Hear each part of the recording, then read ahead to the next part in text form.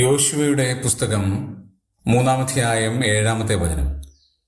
പിന്നെ യഹോവ യോശുവയോട്, ഞാൻ മോശയോടുകൂടെ ഇരുന്നതുപോലെ നിന്നോടുകൂടെയും ഇരിക്കും എന്ന് ഇസ്രായേലെല്ലാം അറിയേണ്ടതിന് ഞാൻ ഇന്ന് അവർ കാണെ നിന്നെ വലിയവനാക്കുവാൻ തുടങ്ങും. അതിലെ അവസാനത്തെ പദമാണ് എന്നെ വളരെ ആകർഷിച്ചത്. ജനം കാണെ നിന്നെ വലിയവനാക്കാൻ തുടങ്ങും. മോശയുടെ ശുശ്രൂഷകനായിരുന്ന യോശുവ ഇപ്പോൾ ദൈവത്താൽ വലിയവനാകുവാൻ ആരംഭിച്ചിരിക്കുകയാണ്. ഒരു വ്യക്തിയെ വലിയവനാക്കുന്നത് ദൈവം മാത്രമാണ്. അത് ദൈവത്തിൻ്റെ സമയത്ത് മാത്രമേ ദൈവം ചെയ്യുകയുള്ളൂ.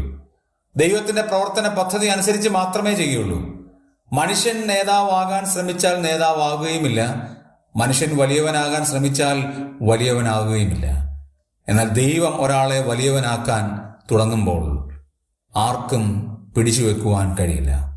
ആർക്കും ആ വളർച്ചയെ തടസ്സപ്പെടുത്തുവാൻ കഴിയില്ല. ആർക്കും അതിനെ പരാജയപ്പെടുത്തുവാൻ കഴിയില്ല. കാരണം ദൈവമാണ് അവനെ വലിയവനാക്കുവാൻ തുടങ്ങുന്നത്. ദേശത്തിലെ നേതാക്കന്മാരായി, സഭകളുടെ നേതാക്കന്മാരായി, ദൈവവചന പ്രഘോഷണത്തിൻ്റെ നേതാക്കന്മാരായി ഓരോ വ്യക്തികളെ ദൈവമാണ് വലിയവരാക്കുന്നത് എന്നുള്ള യാഥാർത്ഥ്യം നമ്മൾ തിരിച്ചറിയുകയും ആ ദൈവത്തിൻ്റെ കൃപയിൽ നമ്മൾ ശരണപ്പെടുകയും ചെയ്യണം. അപ്പോൾ ദൈവം നമ്മെ ഉയർത്തും.